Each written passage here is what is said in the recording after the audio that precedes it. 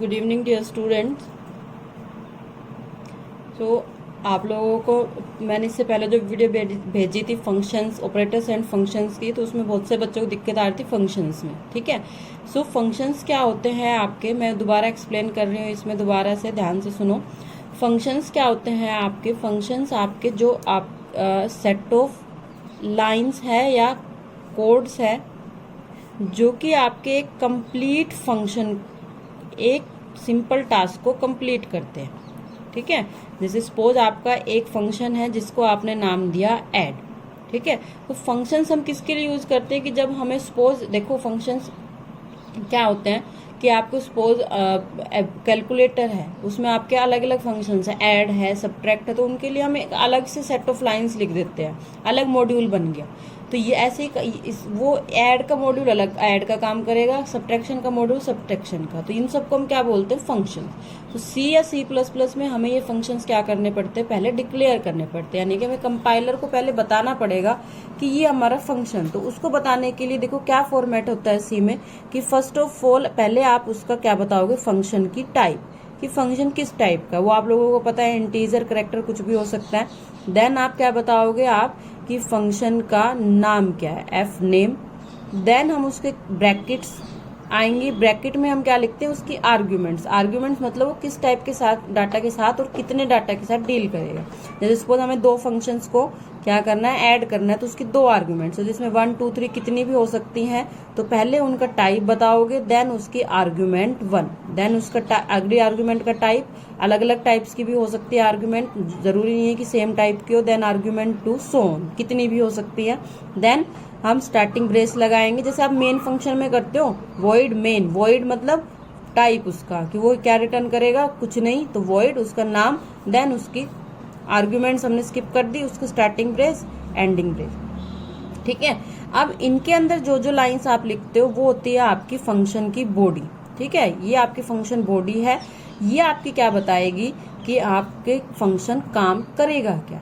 ठीक है, तो देखो ये जो बॉडी है आपकी और ये ऊपर नाम बताना, उसका टाइप बताना, इस सारे को हम बोलते हैं फंक्शन डेफिनेशन, कि हमने फंक्शन को डिफाइन किया। सो ये जो फंक्शन डेफिनेशन है आपकी, ये आपकी मेन जो फंक्शन लिखते हो आप सी में या C++ में, उससे या तो पहले डिफाइन करो या आप उसको बाद में डिफाइन करो। आप किसी भी फंक्शन को यूज करते हो तो उससे पहले आप उसकी सारी डेफिनेशन दोगे। ठीक है, तभी तो कंपाइलर को पता चलेगा ना कि फंक्शन तो है ये ऐड, लेकिन ये काम क्या करेगा वो आप ऐसे बताओगे। ठीक है, अब इसका एक एग्जांपल लेते हैं। सपोज आपने एक ऐड का फंक्शन बनाना है, इंटीजर जो दो इंटीजर्स नंबर को ऐड करता है, तो आप क्या लिखोगे, इंटीजर, देन उस फंक्शन का नाम आपने सपोज दिया ऐड, देन उसकी आर्ग्यूमेंट है दो, इंटीजर A, इंटीजर B। ठीक है, देन आपने उसके अंदर कोई और वेरिएबल्स भी यूज कर सकते हैं हम, तो हम लिख सकते हैं इंटीजर, आप डिक्लेयर करोगे, पहले आप डिक्लेयर करना पड़ता है, आप सबको पता है। Then integer C, then C is equals to A plus B। ठीक है, देन रिटर्न C, तो ये क्या रिटर्न कर देगा आपका C, देन क्लोज। तो ये पूरा आपका क्या हो गया, एक फंक्शन डेफिनेशन, इसका नाम ऐड है और ये आपका इंटीजर वैल्यू रिटर्न करेगा, रिटर्न C। ठीक है, और ये काम क्या करेगा, दो नंबर्स को ऐड करेगा A एंड B। ठीक है, इतना समझ आ गया, आपने एक फंक्शन डिफाइन कर दिया। ठीक है, समझ में आ गया, दिस इज फंक्शन डेफिनेशन।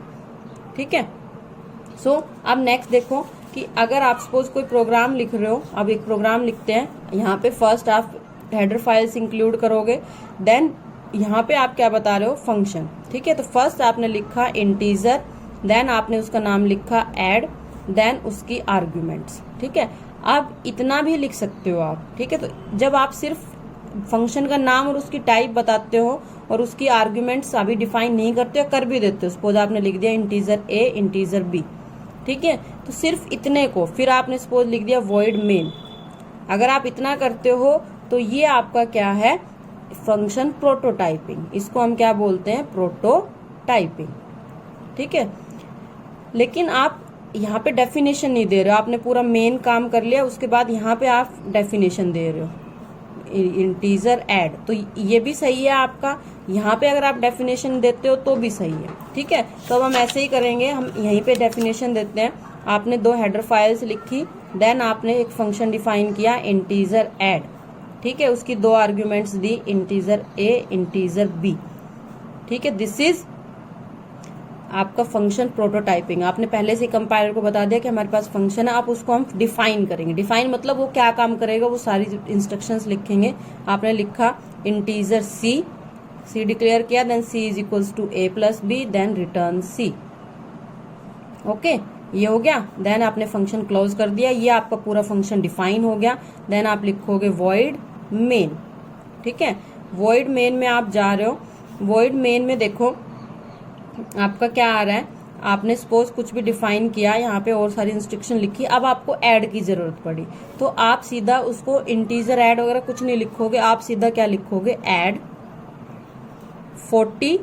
अब देखो ये ध्यान रखना पड़ेगा कि दोनों इंटीजर टाइप की है, तो आपने लिखा 40 एंड 50। ठीक है, अब एक और चीज समझो, आपने जब फंक्शन डेफिनेशन में ये पूरा आपका फंक्शन डेफिनेशन है, ये बॉडी है फंक्शन की, ये उसका नाम।